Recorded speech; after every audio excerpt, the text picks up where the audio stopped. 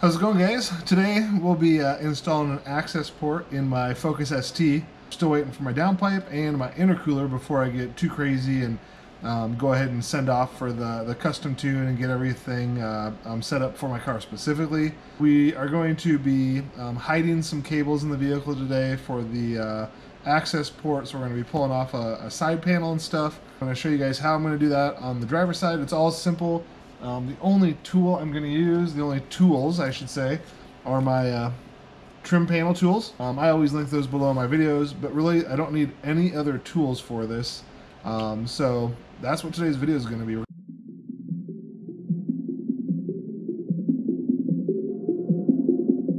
Hey guys, how's it going? I'm under here. I'm going to mount the Cobb Pro Clip.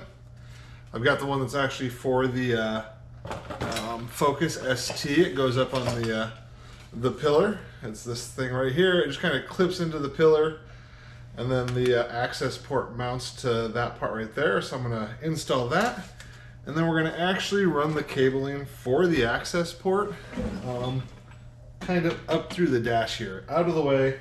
It's going to come up along the trim piece here, and the cable's going to come out here, and about right here is where that access port's going to connect.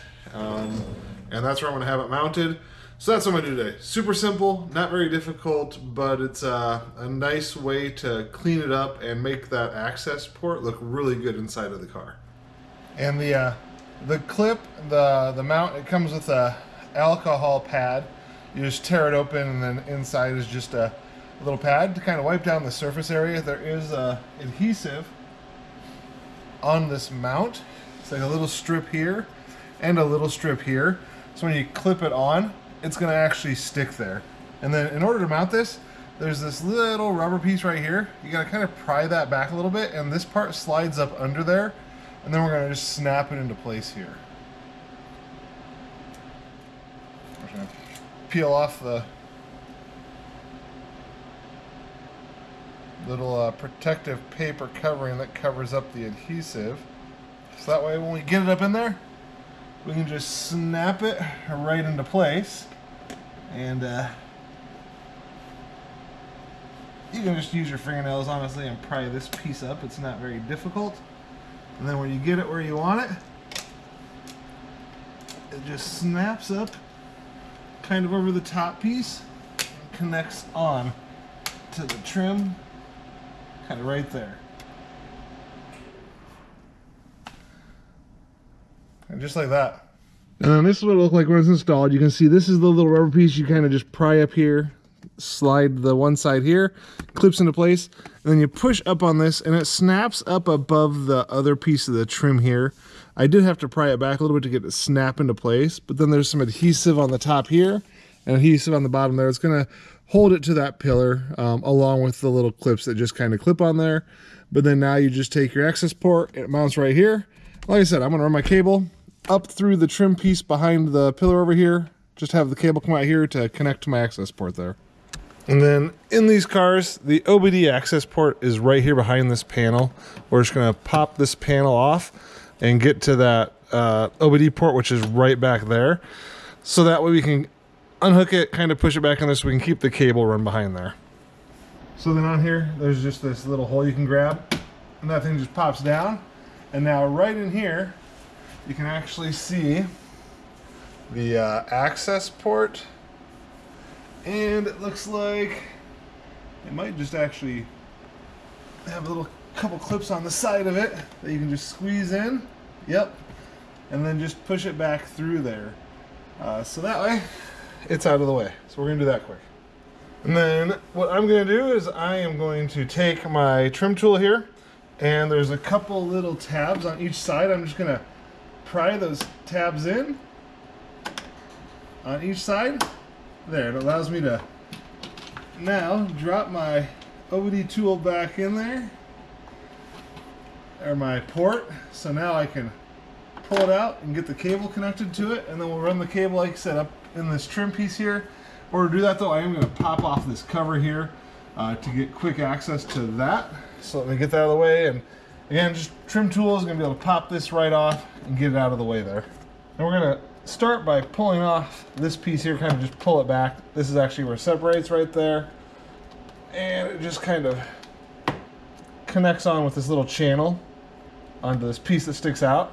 So we're just going to pry that back enough to get in here to actually be able to get to this panel, which we're going to be able to just pop off here. And then it might have to come out from underneath the top here, but looks like that shouldn't be a problem to get to here. Alright, so what I'm going to do is I'm going to just get this tool kind of down here and pry under this piece here to get it to come out a little bit here. You can see it'll just pop out like that. And then inside here is actually going to be clips that will unclip as we do this, and we'll be able to get up into the top here, do the same thing, and then as they're coming out, we pull the whole piece off. And again, it's just got these clips that hold it in there. That's what's going into like these holes here and holding it in place. Got to pull this off to get access to the cable, which we have now loosened for the OBD port. And so we can run our cable for the access port kind of through the side here. But there's that OBD2 port that we unbolted or unclipped from down here and pushed back in there. So that's what I'm going to be tying my Cobb Accessport into, and then running the wire kind of up through here. We'll kind of tie up the wire inside of the extra wire so it's all hidden.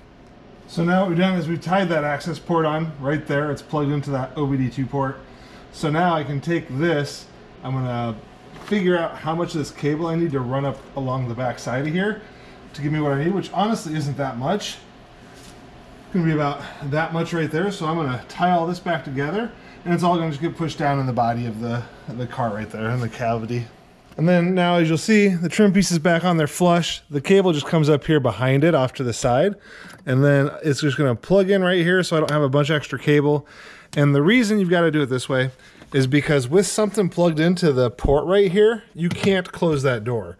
So in order for me to just not have the door hanging open and a cable running around, I decided just to pull all that off to hide that cable there, so it just looks a little bit cleaner and neater. And that way, if I don't have the access port in too, I don't have a ton of wire just dangling down by my feet.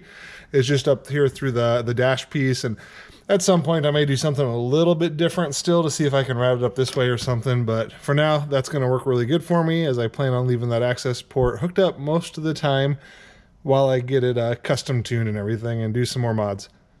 All right, once the access port is installed and plugged in, it's going to give you the screen here telling you to go ahead and install it to your vehicle. So we're going to select to do that. And then it's going to have me just confirm that it's the 2016 Focus ST, which it is. And then it should bring up our map screen here once it loads everything.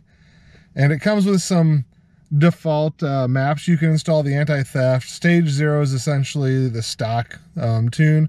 And then they got stage 1 for different fuels, 87 octane, 91, or 93. Stage 2 and stage 3 options to install there. I'm going to, based on the mods I currently have, I'm just going to be installing the stage 2 map for now. And then once I get my intercooler and my exhaust put on, I'm going to have a custom tune done. So at that point, I won't use the stage 3 on here. I'll actually just be using a custom tune.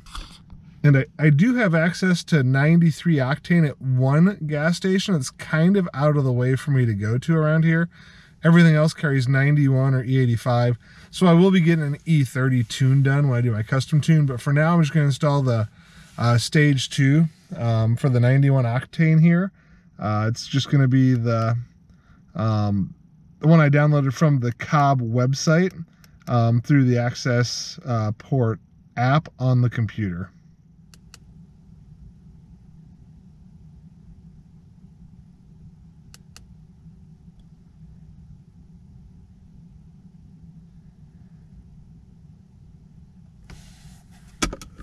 Make sure we just turn our headlights off here, turn off all that stuff. We're going to back up the factory data really quick because we do not want to lose that.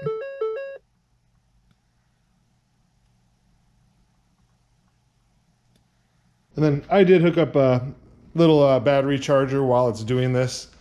so that way the battery doesn't die on me, because it gave you a little warning saying if it dies you could lose everything and that'd be bad. And now we're just waiting for the Accessport to back up that factory ECU data and then install that new map over the top of it.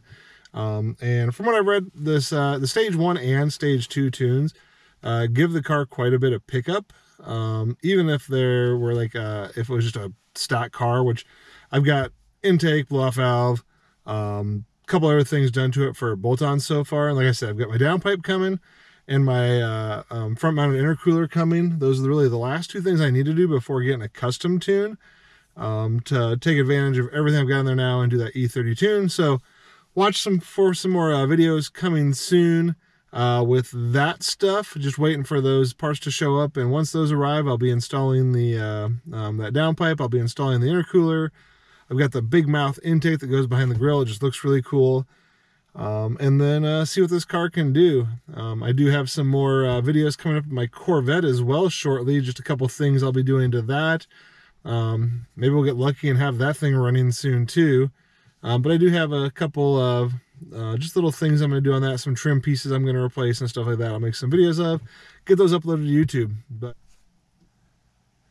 all right, and as you can see, the flash is done. I need to turn the key off, wait 15 seconds before trying to start the vehicle.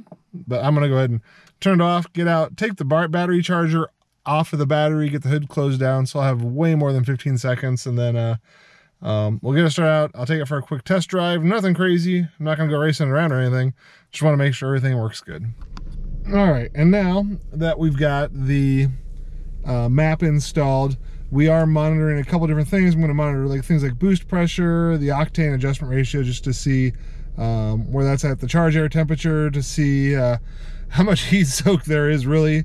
But right now it's all set up and going pretty good. And you can see as I kind of hit the gas, you'll see things happen on there. Yep, so that's what we're watching for. Just make sure nothing crazy happens on there. Yeah, so there it is, guys. Not gonna do anything crazy today. It was just a video on how to install the Cobb Accessport, how to hide the wiring. Nothing too hard. There's probably a million other videos out there showing the exact same thing I just did. But I'm kind of documenting all this stuff on my car, so I wanted to show you guys as I did that. Be sure to like the video, subscribe to my channel if you haven't. Leave any comments for me down below, anything you think I should be monitoring differently, or if there's a certain tuner you think I should use. I know I've been doing tons of research on tuners that are out there, and I'm looking for a good, reputable one. I think I've got it narrowed down, but I'll talk about that a little bit later in my other videos when I get ready for that custom tune. But until next time, guys, have a good one.